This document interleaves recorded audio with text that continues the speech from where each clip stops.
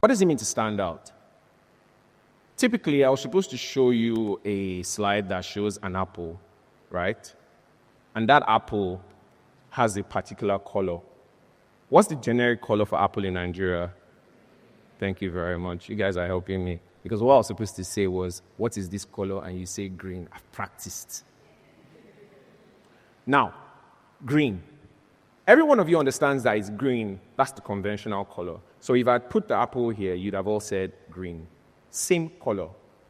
But if you look at that particular color, right, the application of that color to every one of us here will be different. For some, it may be an indication of hope.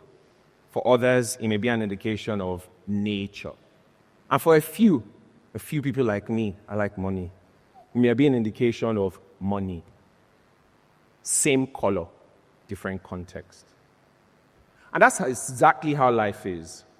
You may see me and you see all the speakers here reading their stories and seeing how they have thrived and gone through life and everything. And you may just look at the bare facts. But when you ask them questions that brings up the core details of the life, that's where you understand context. And so to me, standing out doesn't necessarily mean being flashy. Standing out doesn't necessarily mean being popular. It doesn't necessarily mean even being an excellent person in the work that you do. Yeah, I said what I said.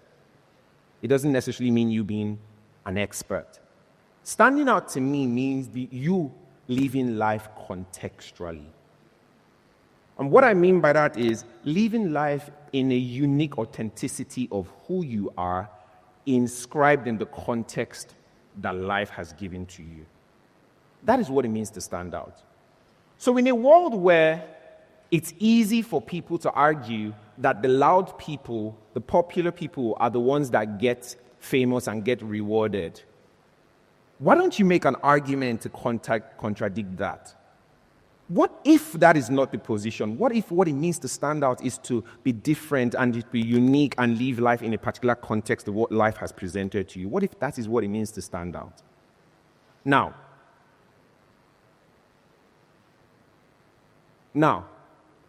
the slides are not helping me, no problem. I lived life in a context. And when I tell people, I say life is a context, right? I'll show you something on the screen and you see an elephant, and every aspect of that elephant shows different sides of them, just like the apple. But then, why does context matter? Why do I have to understand what it means to be contextual in my living? And the answer is very clear.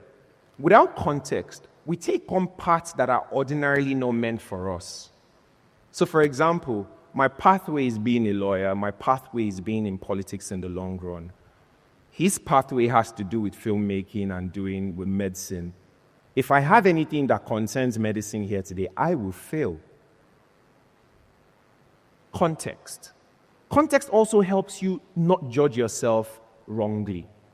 Because without context, what you do is you misjudge yourself and ultimately misjudge others. And what this does to you is that it places you in a way that you self-inflict failure by yourself. Context. Now, with context, you stop asking yourself questions like, am I good enough? You stop asking yourself questions like, am I good enough? And start twisting your mind towards the angle of good enough for what? Good enough for whom? And why? Context. And so, I'll tell you a story of myself when I was in secondary school. I was in boarding house. I spent 6 years in a boarding school. And visiting day was one of the best days of our lives because, you move from eating those cricket fish to grilled fish. My father was an expert in that. Always bringing grilled fish for me, right? But there was something that I found very interesting one day. One of the most wealthiest persons in our school came one day, and it was a keke napep they came to pick or visit him. And ordinarily, what you'd see is keke napep. This person is poor. But he was one of my best friends, and I knew his financial background. Ordinarily, you also see at the same time, it's still visiting day, you see big cars, people coming with entourage, and all of them coming together. And you'd assume, it's easy for you to make an assumption that Big car equals rich family equals happiness. Small car equals small family equals sadness. But as I grew up in life, I realized that that was not always the case. I needed more information for me to understand the context of that person before I could make any judgment. So when you say you stand beyond the obvious, one of the best ways for you to stand beyond the obvious is for you to ignore the obvious. When you see a person, do not judge the person by the cover. Do not judge the person by how the person looks. Now, a person may look all good and all adorned and there's nothing really upstairs. And a person may actually just be humble and everything, and that person has a life-saving statement that could change your entire destiny. Context.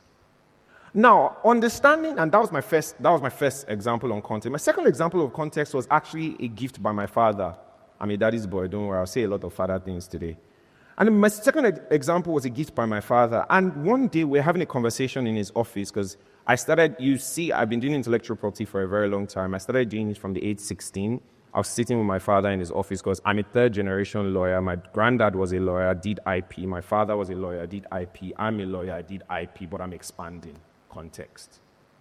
And so I sat down with him one day and we were having a conversation, and he let me know, and he gave me what I call the principle of in-between. And he said something to me, Nosa, no matter how intelligent you are, no matter how handsome you are, no matter how wealthy you are, no matter how poor you are, there will always be somebody in front of you, and there will always be somebody behind you. The principle of in-between. And so instead of you comparing yourself or making unnecessary arguments about where you stand, how you stand, if you stand, whether you stand, why don't you take that as a drive to guide your path with your why? And so I started asking myself existential questions like, what is my why? Why do I do what I do, and why don't I do what I don't do? And I came to the answer.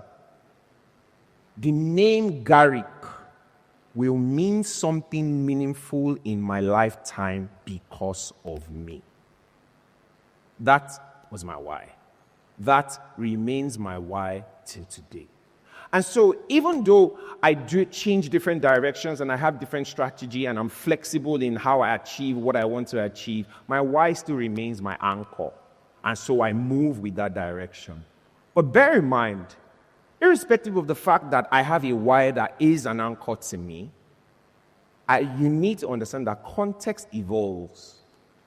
And so my reality when I was in University of Benin wasn't my reality when I was in law school. It wasn't my reality when I went to study in the United Kingdom. It wasn't my reality when I came back. My context evolved and oscillated between ups and downs. And in the midst of achieving all the things that you've listened to me to listen today that I have achieved in the past, there are a lot of sad moments. There were a lot of downs and a lot of ups. And what I began to understand is the fact that even though not everything is equal, everything has value. And so pain has value. Frustration has value. Anger has value. Weakness has value.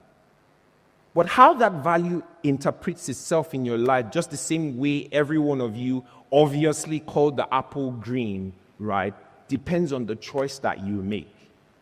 And so in making my choice, right, I decided to take things in a more strategic direction.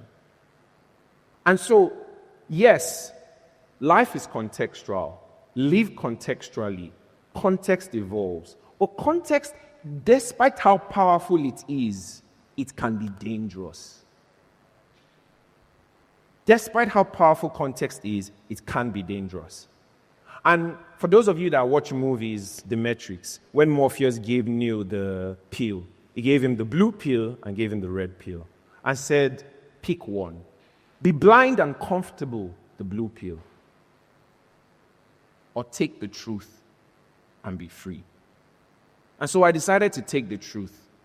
And to me, the truth wasn't similar to what the next person beside me would have. The truth to me was resilience.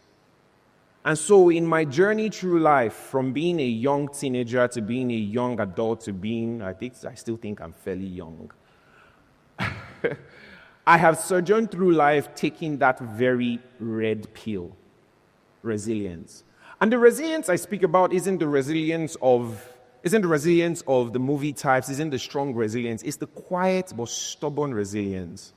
It's the resilience that I face when I look at myself in the mirror and I feel weak and I feel be unable to achieve something, but I tell myself, you will do this because you have a why.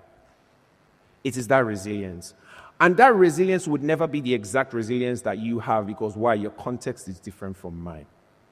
And so when I tell people what it means to stand out, and when I was asked to speak on this, and something that came up to my mind was, what does it really mean to stand out? It's not being flashy, it's not being popular. All those things are good.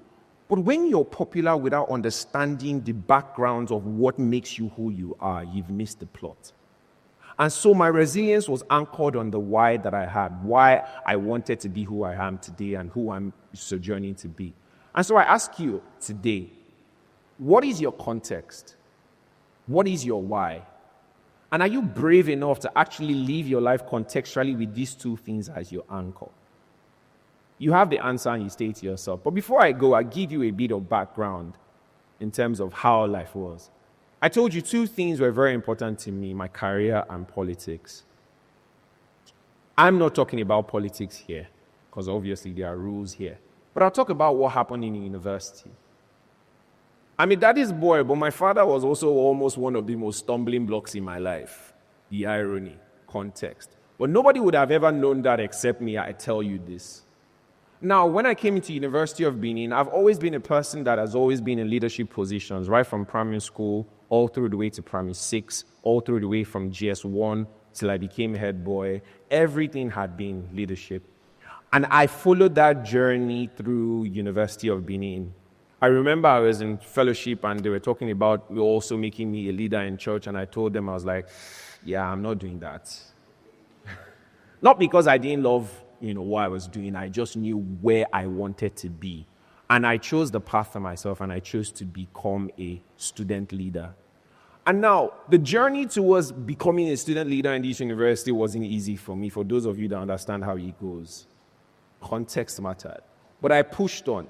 And I remember the very day when the person that was contesting against me came and was printing these beautiful banners that you guys had. And I had zero money in my account. And do you know what I did? Resilience. I went and I took the one banner that I have and I photocopied it. I begged my father for money. I said, and my father's question was I told you when you get into University of Benin, put your head down, hide your head. And I'm like, Daddy, this head cannot hide. First of all, it's big.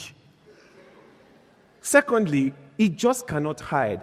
Because despite the context in which I am, in which wasn't really favorable for me to achieve this kind of goals that I had, my life and why I wanted to do was peculiar to me. It had nothing to do with my father, and so he would never understand. So even in context, even though I was birthed by him, that was contextual to me and not him. And so I went through this process, and I became president at the law faculty. And I thought that was the end. I went to the law school and I told myself, okay, this time let me follow my father's vision. Let me hide my head. And the people in law school started meeting me. Garrick, are you not running for president? And I was like, I want to get the first class. Oh, I finished with a 2-1 here. So I was like, oh no, from 2-1, the next level is forward ever, backward. So I said first class. And so I read and read and read. And when it was time to listen, everybody came and they stepped down and said that they were the ones that were going to endorse me. And so I ran. Won again. But did I make the first class? No. Did I make the 2-1? At least, if you don't go forward, you stay where you are, Abi.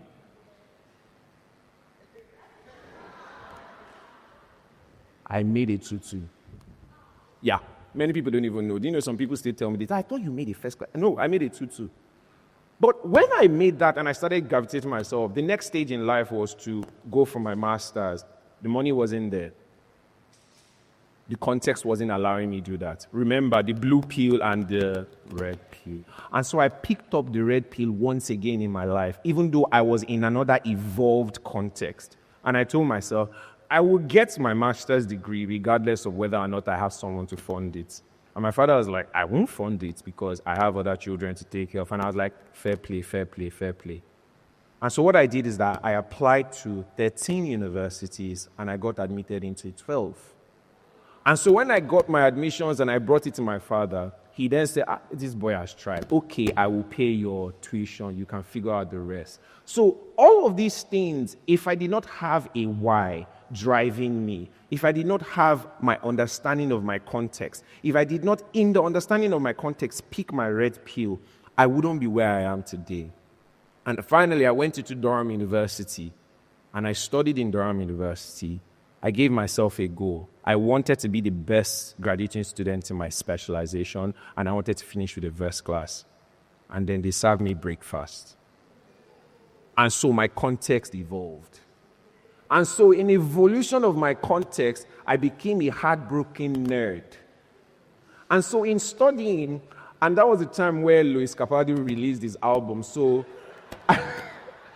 and so I would cry, I would go to class, study in class. When they give an assignment, go to the library, get all the books in my tote. That was when I knew what tote bag was. I didn't know what that was before. And I had tote bags in Durham University, and I'll wear my Beats headset, and I'm going home crying.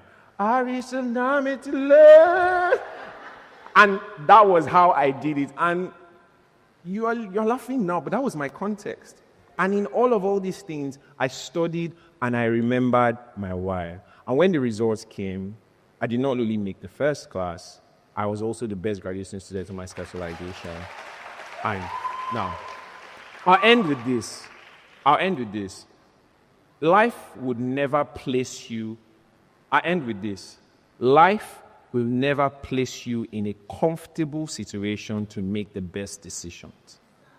You have to decide and choose for yourself. And to do that and to stand out, you have to live contextually. Thank you.